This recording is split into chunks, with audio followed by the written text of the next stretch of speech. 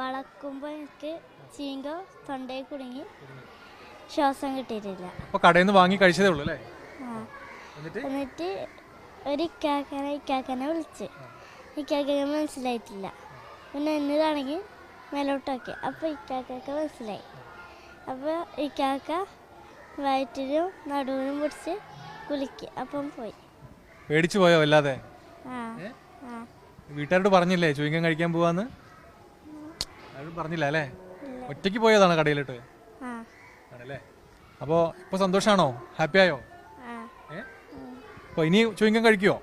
ഇല്ല, പേടിച്ചു അല്ലേ? ഇന്നലെ എന്താ ശ്വാസം കിട്ടിയില്ലേ മൂക്ക്? ഇല്ല അല്ലേ? അപ്പോൾ ഇനി പേടിക്കണ്ട കേട്ടോ.